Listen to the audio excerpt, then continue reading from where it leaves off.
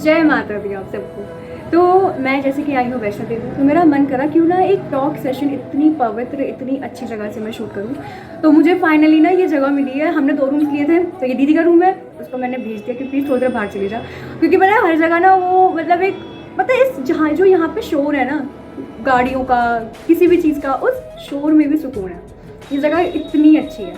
तो मुझे ना आज कुछ ऐसी बातें करनी है जो मैंने यहाँ पे आके ऑब्जर्व करी, जो मैंने अपने अंदर ऑब्जर्व करी, जो यहाँ आने से पहले ऑब्जर्व की थी लोगों के बारे में, अपने बारे में, और जो यहाँ पे रहने के बाद ऑब्जर्व करी। तो पीछे का मैस माइंड मत करना, क्योंकि भाई जहाँ भी जाओगे ना वहाँ पे फैला वाला मैसअप होगा ही। इस बात से मैं ये और बोलना चाहती हूँ, ऐसे ही हमारी लाइफ में भी बहुत सारी चीज़ें मैस्ड होती हैं, ठीक है, बहुत सारी चीज़ें मैचअप होती है, तो तुम सब चीज़ों को ठीक नहीं कर सकते, ठीक है। कुछ चीज़ें भगवान के हाथों में भी छोड़ दो प्रभु, कुछ चीज़ें भगवान के हाथों में भी छोड़ दो जो वो सॉल्व कर सके हमारे लिए, क्योंकि जब भगवान ने ज़िंदगी दी है तो कुछ ना कुछ तो सोचा ही होगा। तो मतलब यहाँ आने से पहले या फिर मतलब स्टिल अभी भी मेरे को है चीज़ों की टेंशन। लाइक मैंने अपनी जॉब लीव कर दी, तो मेरे को ये है कि अब आगे क्या होगा, आगे मैं क्या करूँगी, मुझे कौन सी जॉब मिलेगी, कैसा होगा, कैसा लाइफस्टाइल होगा, क्या करियर रहेगा, क्या करूँगी क्या नहीं करूँगी। ऐसी हम सबकी लाइफ में चीज़ें होती हैं, ठीक है। मेरी फ्रेंड्स जो हैं, मेरी बेस्ट फ्रेंड, मेरे जो लोग हैं जो मुझे जानते हैं, वो भी लाइक यार तू तो इतनी चहकती थी, तो इतना बोलती थी, तो चुप क्यों हो गई, क्या हो गया, तू चेंज क्यों हो गई, तेरे फेस पे चीज़ें दिख रही हैं, तू सैड है, तो ये है। तो ये चीज़ें मैंने फील नहीं की थी, ये चीज़ें मुझे फील तब हुई जब उन लोगों ने मुझे बताया कि तू ऐसी हो गई।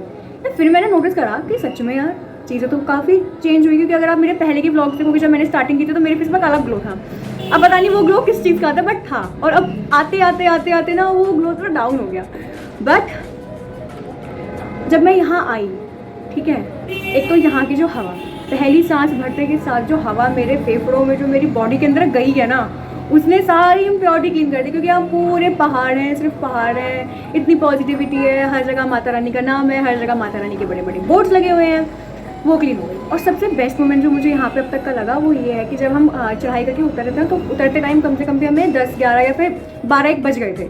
तो उतरते टाइम ना वो पूरी खाली सड़क थी, और मतलब माता रानी के गाने बज रहे हैं बैकग्राउंड में, बड़े बड़े स्पीकर्स लगे हुए हैं, खंबे हैं उन पे स्पीकर्स लगे हुए हैं, माता रानी के अच्छे से गाने चल रहे हैं, ठंडी ठंडी हवा चल रही है, मैं अकेले माता रानी के गाने गाते हुए उतर रही हूँ, रात हो रही है। एक तो पता है सबसे मेन बात, मैं बहुत ही कम होगा जब मैं रात को कहीं जाती हूँ घूमने, अदरवाइज मुझे रात को घूमना तो भाई प्यार प्यार जिसे कहते हैं वो है मेरे लिए, ठीक है।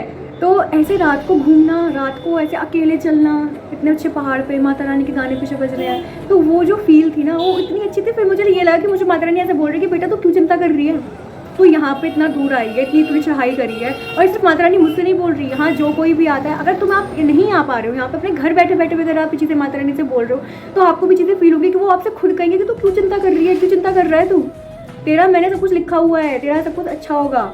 और पता है अभी भी मैं ये बातें मोटिवेशन चीज़ें बोल रही हूँ, स्टिल मेरे मन में अभी भी वो घबराहट है कि यार क्या होगा। तो यार इंसान की लाइफ है, इसको अच्छे से जियो, माता रानी की कृपा रही, भगवान की कृपा रही, सब अच्छा होगा, सब मंगलमय होगा। कभी किसी का कुछ बुरा मत चाहो, किसी ने तुम्हारे साथ बुरा करा है उसको माफ़ करो, क्योंकि पता है ये एक कॉट भी है कि जब तक तुम किसी को माफ़ नहीं करोगे ना, तब तक तुम अपनी नई लाइफ में या अपनी लाइफ में ना कुछ चीज़ें स्टार्ट ही नहीं कर पाओगे।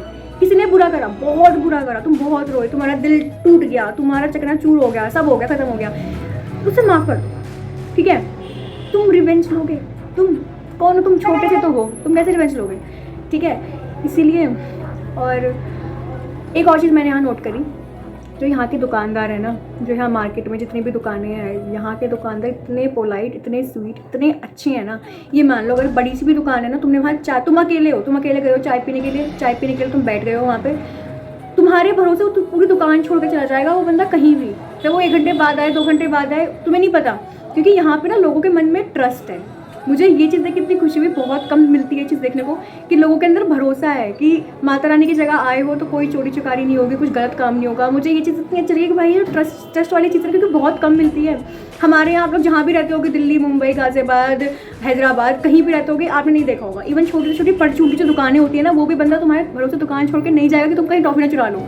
बट यहाँ बड़े बड़े शोरूम तुम्हारे भरोसे छोड़ के चले जाएंगे वो लोग कि आप 2 मिनट बैठ जाओ, हम अभी आ रहे हैं।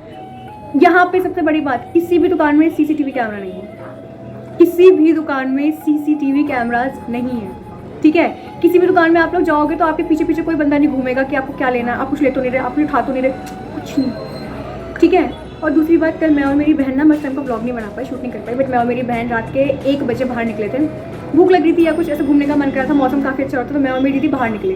तो यार हम लोग गाज़ियाबाद से हैं, जो भी लोग गाज़ियाबाद दिल्ली से होंगे उनको पता होगा कि भाई हमारे यहाँ तुम 6 बजे के बाद नहीं निकल सकते, ठीक है।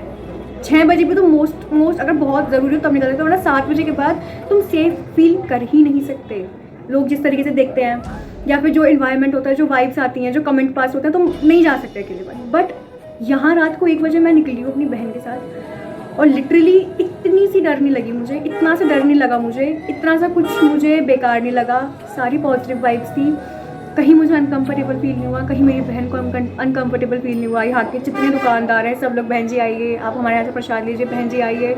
और मतलब ये भी नहीं, फोर्स भी नहीं कि लीजिए, आप आइए, आप देखिए तो सही, अगर नहीं पसंद आएगा तो मत लीजिएगा, बट एटलीस्ट आप देखिए तो सही।